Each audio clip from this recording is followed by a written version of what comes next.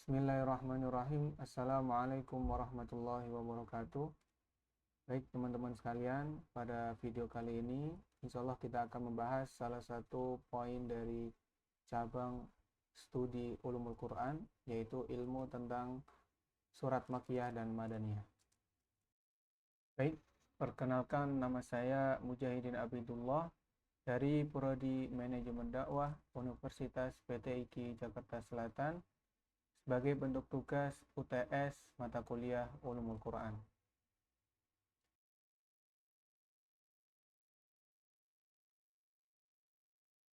Nah, teman-teman, yang pertama kita membahas tentang definisi apa itu surat Makkiyah dan surat Madaniyah. Para ulama membagi definisi surat Makkiyah dan Madaniyah ini menjadi 3 pendapat. Baik, yang pertama kita membahas tentang definisi Makkiyah dan Madaniyah. Para ulama membagi definisi ini menjadi 3 pendapat. Yang pertama menurut waktunya, kemudian yang kedua menurut tempatnya, kemudian yang ketiga menurut mukhatabnya. Maksud dari menurut waktunya adalah surat Makkiyah dan Madaniyah itu ditentukan kapan turunnya, apakah sebelum Nabi hijrah ke Madinah, berarti beliau masih di kota Mekah, ataukah setelah hijrah ke Madinah. Jadi semua surat atau ayat yang turun sebelum Nabi hijrah ke Madinah, berarti surat atau ayat tersebut disebut sebagai surat Makkiyah. Namun ketika surat atau ayat tersebut turun setelah Nabi hijrah ke Madinah, berarti surat atau ayat tersebut disebut sebagai surat Madaniyah. Kemudian pendapat yang kedua dibedakan menurut tempatnya. Maksudnya adalah di manakah surat atau ayat tersebut turun. Apakah turun di kota Mekah atau di kota Madinah. Jika surat atau ayat itu turun di kota Mekah, maka surat itu disebut surat Makkiyah. Dan jika surat itu turun di kota Madinah, berarti surat itu disebut sebagai surat Madaniyah. Namun dalam pendapat yang kedua ini terdapat suatu permasalahan, yaitu apabila surat atau ayat yang turun tidak di dua kota tersebut, maka apakah masuk dalam surat Madaniyah atau Makkiyah? Nah, disinilah pendapat kedua ini masih ada permasalahan. Kemudian pendapat yang ketiga yaitu menurut mukhatabnya, menurut kepada siapa surat atau ayat itu turun. Apakah ayat itu turun ditujukan untuk penduduk kota Mekah atau ayat itu ditujukan untuk penduduk kota Madinah. Jika ayat itu ditujukan untuk penduduk kota Mekah, maka ayat itu disebut sebagai ayat Makkiyah atau surat Makkiyah. Namun jika surat atau ayat tersebut ditujukan kepada penduduk kota Madinah, maka surat atau ayat tersebut disebut sebagai surat Madaniyah. Kemudian pendapat yang bisa kita ambil atau sebagian besar ulama mengambil pendapat di antara 3 pendapat tersebut, yang paling kuat adalah pembagian surat Madaniyah dan Makkiyah menurut waktunya. Pendapat ini adalah pendapat yang paling banyak dikuatkan karena batasannya jelas dan pembagiannya konsisten serta mencakup semua ayat dan surat, tidak sebagaimana 2 pendapat lainnya. Jadi pendapat yang paling kuat adalah pendapat menurut waktunya. Surat Madaniyah adalah surat yang diturunkan setelah Nabi hijrah. Surat Makkiyah adalah surat yang turun sebelum Nabi hijrah ke Madinah. Kemudian ada 2 cara para ulama dalam menentukan apakah itu surat Madaniyah dan surat Makkiyah. Yang pertama, ulama menentukan dengan cara simak nakli, atau para ulama mencari dari riwayat hadis Nabi, riwayat asar sahabat, atau dari perkataan tabi'in yang bertemu para sahabat. Apakah dalam riwayat tersebut para sahabat, tabi'in, atau Nabi Muhammad SAW menyebutkan turunnya surat atau ayat tersebut.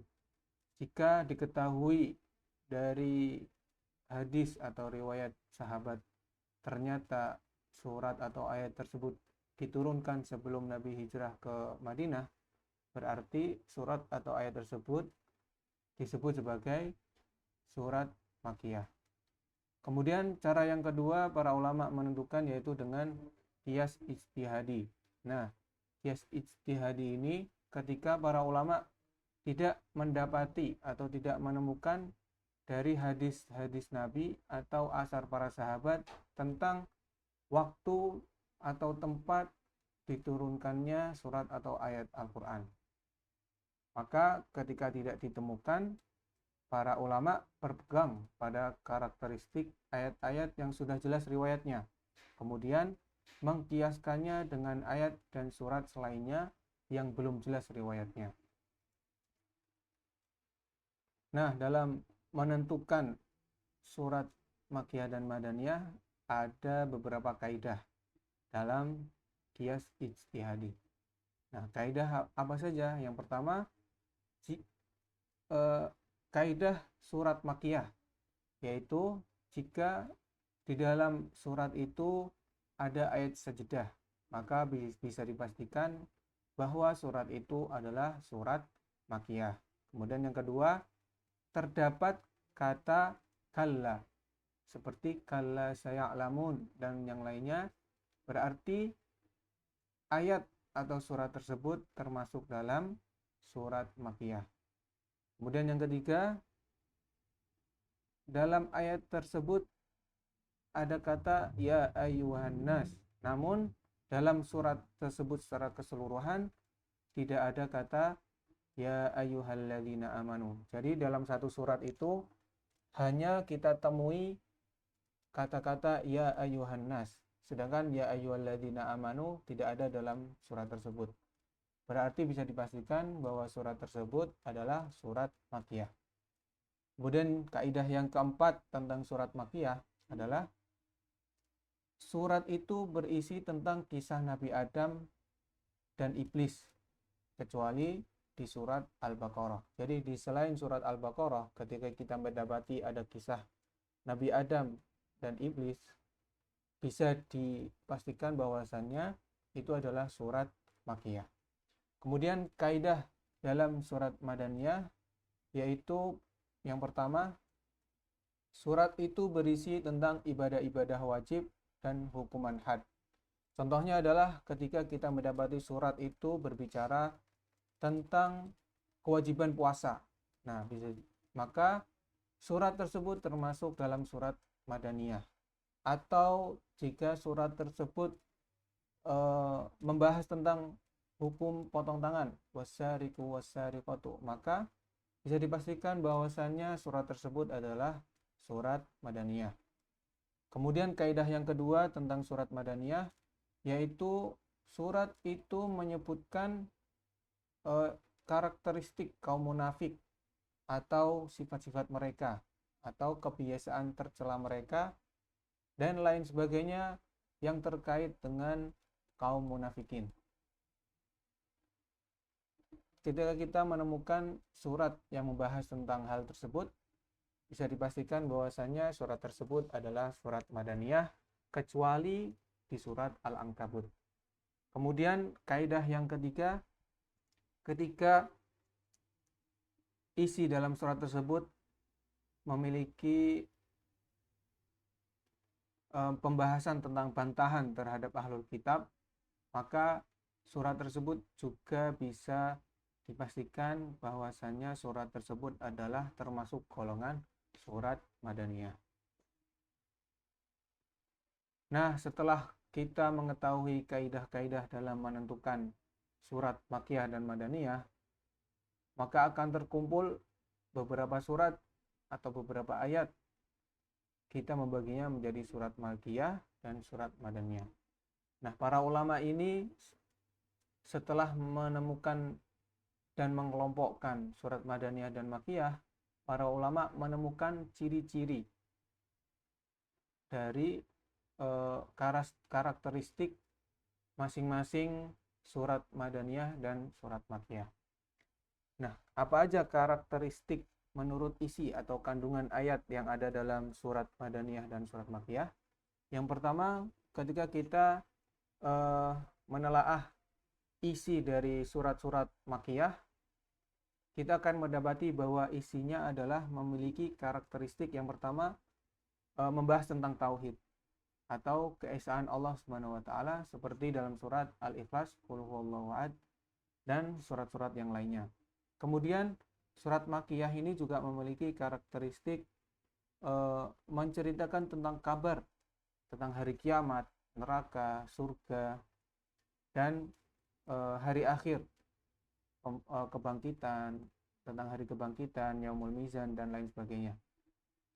Kemudian karakteristik yang ketiga tentang surat Makkiyah adalah surat ini ternyata banyak menceritakan atau membahas tentang akhlak-akhlak mulia dan akhlak-akhlak yang tercela. Kemudian keempat, surat Makkiyah ini ternyata memiliki karakteristik mengkisahkan balasan dari kaum-kaum terdahulu yang menentang para rasul dan para nabi sebelumnya. Kemudian karakteristik yang terakhir dari surat Makkiyah adalah surat Makkiyah biasanya terdiri dari ayat-ayat yang pendek, sehingga kita banyak mungkin mendapati surat Makkiyah ini di juz-juz terakhir, yaitu juz 30, 29, karena ayat-ayat pada surat-surat itu adalah ayat yang pendek. Kemudian karakteristik surat Madaniyah. Yang pertama, karakteristik surat Madaniyah memiliki isi dan kandungan ayat membahas tentang ibadah dan muamalah. Seperti tadi contohnya adalah ketika membahas tentang puasa, sholat, haji, maka bisa dipastikan ini menjadi karakteristik dari surat Madaniyah. Kemudian karakteristik yang kedua adalah surat Madaniyah ini banyak membahas tentang aturan berumah tangga. Seperti contohnya ketika anak itu harus izin kepada orang tuanya ketika masuk kamar, atau ketika kita harus meminta izin ketika bertamu, dan lain sebagainya. Kemudian karakteristik Madaniyah yang ketiga yaitu membahas tentang aturan waris. Ketika kita mendapati banyak ayat yang membahas tentang harta warisan, maka ini adalah menjadi karakteristik dari surat-surat Madaniyah. Kemudian karakteristik surat Madaniyah yaitu membahas tentang keutamaan jihad. Karena surat Madaniyah ini turun setelah Nabi hijrah, yang beliau sudah hidup bersama para sahabat di kota Madinah, membangun sebuah komunitas yang kuat, sehingga diperlukan untuk motivasi berjihad melawan orang-orang kafir di luar kota Madinah. Kemudian karakteristik Madaniyah yaitu surat ini banyak mengandung bantahan dan sanggahan untuk ahlul kitab, yaitu Yahudi dan Nasrani. Kemudian surat Madaniyah juga memiliki karakteristik membahas tentang tabiat kaum munafik. Nah, surat Makkiyah atau Madaniyah ini dalam Al-Quran bisa kita dapati bahwa surat Makkiyah ini ada 20 surat. Contohnya seperti Al-Baqarah atau Al-Ikhlas dan lain sebagainya. Kemudian Madaniyah ada 82 surat seperti Ali Imran dan lain sebagainya. Kemudian ada beberapa surat yang masih diperselisihkan apakah surat ini termasuk dalam Makkiyah atau surat ini termasuk dalam Madaniyah. Karena itu tadi kita sudah membahas bahwasanya tidak semua surat atau ayat yang diturunkan itu terdapat dalam hadis Nabi atau asar sahabat. Maka banyak ulama yang melakukan qiyas ijtihadi dalam menentukan apakah ini surat Makkiyah atau surat Madaniyah. Dan hal tersebut menjadikan beberapa perbedaan dalam menentukan apakah surat itu termasuk Makkiyah atau Madaniyah. Nah, di sini diperselisihkan ada 12 surat, termasuknya adalah Al-Fatihah. Jadi Al-Fatihah ini, umul kitab ini masih diperselisihkan apakah ia turun di Mekah atau turun di Madinah. Kemudian manfaat kita belajar ilmu Makkiyah dan Madaniyah adalah yang pertama, membantu dalam menafsirkan Al-Quran dengan penafsiran yang benar dan tepat. Kemudian yang kedua, membantu untuk mengetahui nasikh dan mansukh. Maksudnya, ketika ada dua ayat yang mengandung sebuah hukum yang bertentangan, kemudian kita mengetahui ternyata salah satu ayatnya adalah surat Makkiyah dan satunya adalah surat Madaniyah, maka bisa dipastikan bahwa surat Madaniyah ini menghapus surat Makkiyah. Mengapa? Karena surat Madaniyah ini turun setelah surat Makkiyah, atau surat ini turun setelah Nabi hijrah ke Madinah. Kemudian yang ketiga, manfaat kita belajar ilmu Makkiyah dan Madaniyah adalah membuat kita meresapi uslub atau gaya bahasa Al-Quran dan mengambil faedah darinya sehingga bisa diterapkan dalam metode dakwah ilallah dalam masyarakat. Maksudnya adalah ketika kita mengetahui karakteristik ayat-ayat yang turun kepada Nabi Muhammad kemudian disampaikan kepada para sahabat, menjadi sebuah manajemen dakwah ketika kita ingin berdakwah kepada masyarakat yang masih awam, yang imannya masih lemah, yang masih minim dalam pengetahuan agama Islam, maka kita bisa meniru dari cara Nabi Muhammad SAW menyampaikan ayat-ayat Makkiyah ketika Nabi Muhammad masih di Mekah, yaitu ayat yang pendek, kemudian berisi tentang tauhid, surga neraka, janji dan ancaman.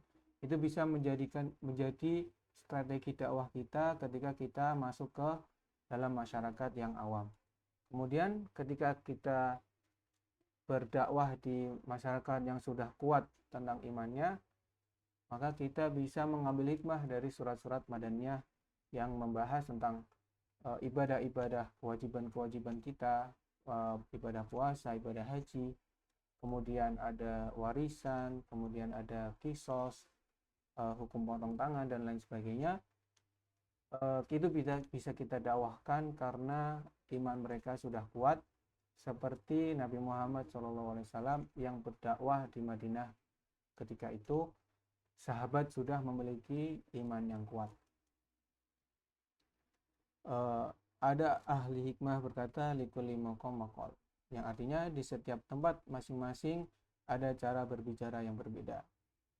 Jadi ketika Rasulullah di Mekah ternyata model dakwahnya adalah seperti surat Makkiyah pendek-pendek, kemudian menanamkan tauhid. Kemudian ketika di Madinah sudah membentuk komunitas, beliau mendakwahkan mulai naik sedikit demi sedikit, mengajarkan tentang ibadah, kewajiban, kemudian jihad dan lain sebagainya. Mungkin itu yang bisa saya sampaikan, kurang lebihnya mohon maaf. Billahi taufiq wal hidayah. Assalamualaikum warahmatullahi wabarakatuh.